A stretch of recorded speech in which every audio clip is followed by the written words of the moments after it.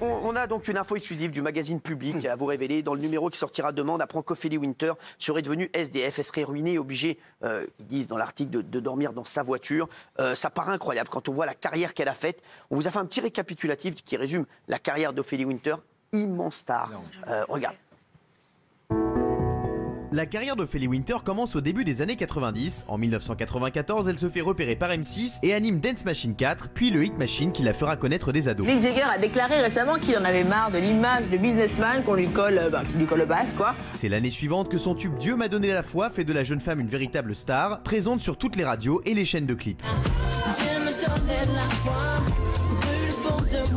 De là s'enchaînent les tubes et les clips à succès, faisant d'Ophélie Winter une chanteuse incontournable. Des collaborations avec des artistes internationaux comme Coolio lui apporteront une légitimité jusqu'à la sortie de son 3e album en 2003, qui s'écoulera à plus de 80 000 exemplaires et dont le single Sache sera disque d'argent. Un titre dont le clip sera réalisé par Luc Besson avec la participation de Gérard Depardieu, rien que ça. En dehors de la musique, Ophélie Winter apparaît dans plusieurs films et séries. En 2009, elle tente un comeback avec l'album Résurrection qui ne rencontrera malheureusement pas son public. 4 ans plus tard, c'est l'une de ses dernières apparitions dans les médias. Elle participe à la 5e saison de Danse avec les stars. Aujourd'hui, d'après Public, Ophélie Winter serait devenue SDF. Alors, selon vous, la célébrité est-elle dangereuse?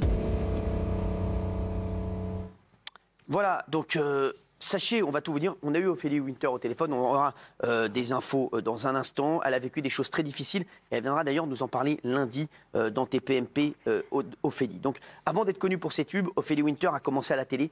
Elle a présenté le Hit Machine sur M6. C'était l'étoile montante. En 1994. Hein. Et 95 avec Yves Noël, Exactement, il y avait 2 jumeaux, Noël, Yves Noël et je sais, voilà.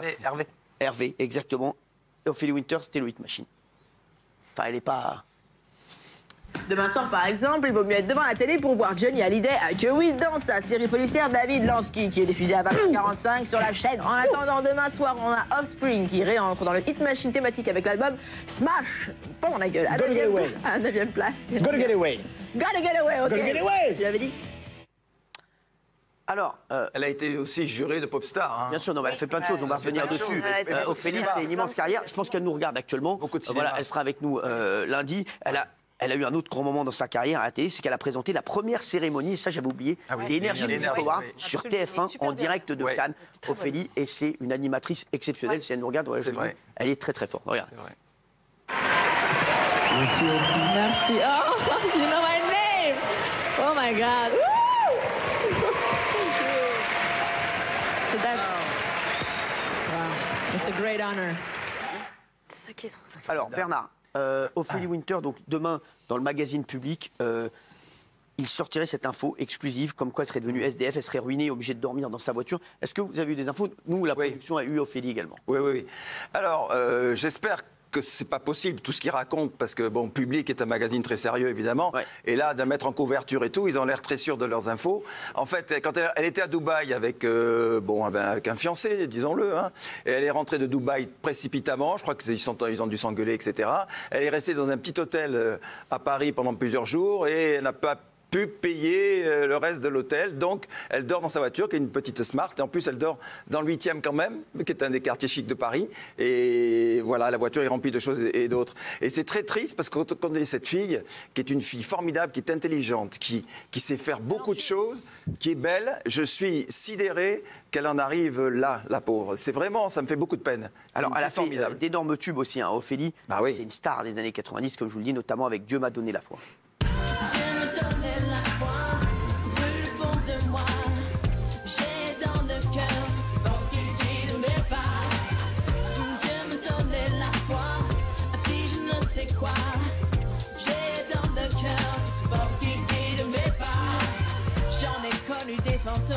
Fantômes de l'amour, ceux qui en a courant d'air passent par la sortie de secours. Alors, donc, l'information, en 96. tout le monde m'en a parlé aujourd'hui, quand ça a commencé à sortir, parce que c'est vrai que c'est un talent immense. Donc, d'où la question des chants aux enfers des stars. La célébrité est-elle dangereuse? On parlera de Mallory Nataf, une des stars aussi des séries AB Productions.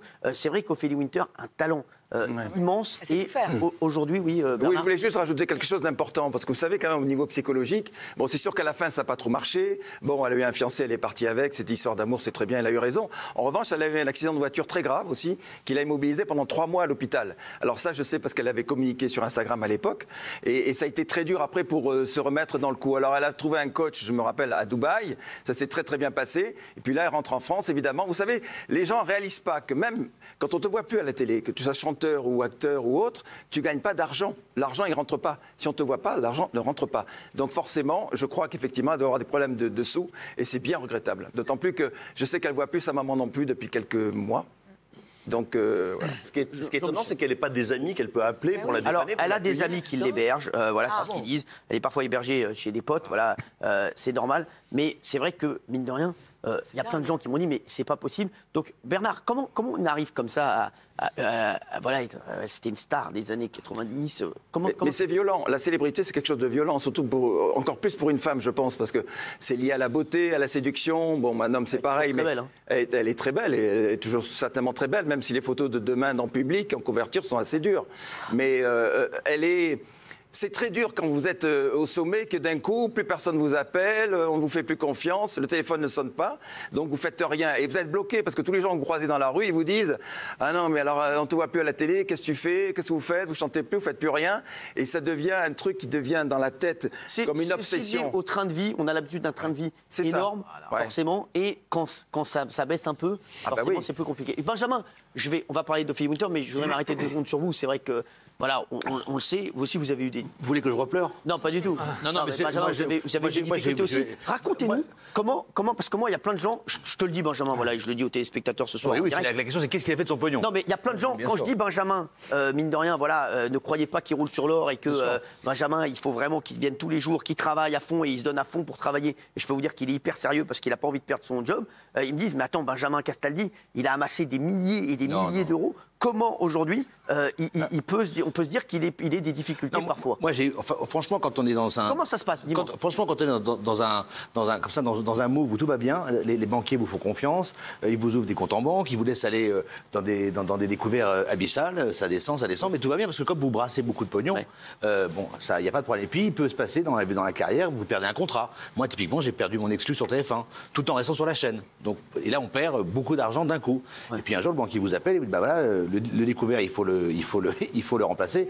Moi, j'ai en plus pas eu de bol, c'est que j'avais mis un peu d'argent dans différentes affaires qui n'étaient pas très florissantes et qui étaient en fait des escroqueries. Et c'est vrai que moi, j'ai connu, alors j'ai connu une descente, mais ça a été très très chaud. C'est-à-dire que j'ai connu le moment où vous allez à la carte bleue et vous ne pouvez plus tirer 20 balles. Alors ça n'a pas duré très longtemps.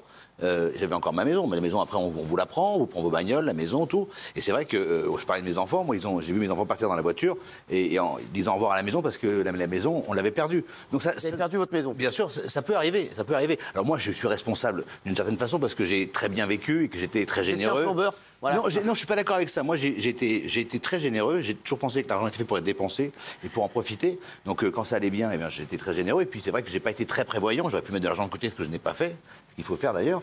Mais c'est vrai que à tous les niveaux. Et croyez pas que ce soit une question de niveau d'argent. Il y a des gens qui ont des millions d'euros, qui d'un jour à l'autre peuvent avoir plus rien. C'est possible. C'est possible pour les gens. Voilà, comment c'est possible, Benjamin?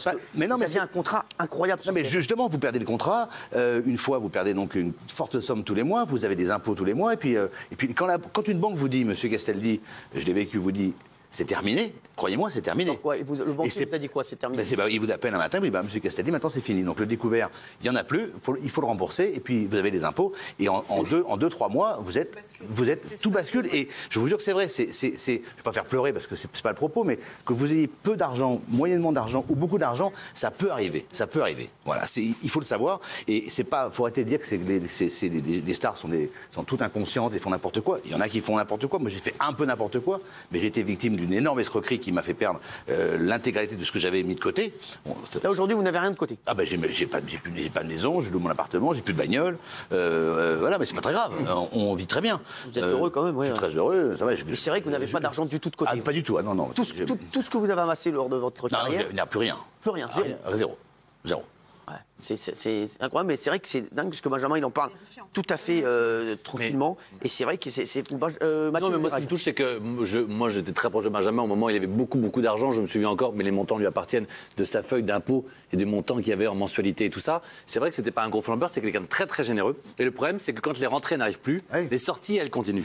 C'est-à-dire que vous avez encore 2-3 voitures qui sont en leasing et qui partent tous les mois. Il y a encore l'emprunt qui part tous les mois. Ça veut dire que les mensualités d'impôt sont sur l'année précédente, partent tous les mois. Et en 1 ou 2 ans, vous creusez un découvert effectivement abyssal. Moi, je vais me faire l'avocat du diable. Il y a des gens qui nous regardent et il y a des gens qui se disent, moi, je ne gagnerai pas ce que gagne Benjamin Castaldi peut-être en 2 ans. Bien sûr. Toute une vie. Mais je suis d'accord, Thierry, vous avez raison, mais le problème, c'est que ce n'est pas une question de volume d'argent, c'est une question de situation. Que vous ayez un petit salaire ou un gros salaire, quand il y a une couille dans le potage, excusez-moi de l'expression, quand il y a un truc quand ça grippe, quand le système grippe, les gens qui vous ont fait confiance, le banquier qui vous a autorisé un petit découvert, il vous dit stop, vous ne pouvez plus rien faire. Et ça, c'est une situation, moi j'ai eu la chance d'être aidé parce que j'ai la chance d'avoir une famille qui a pu m'aider, etc.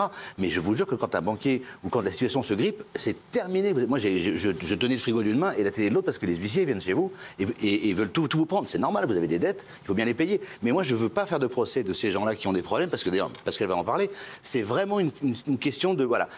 Et c'est pour ça qu'il faut être prévoyant.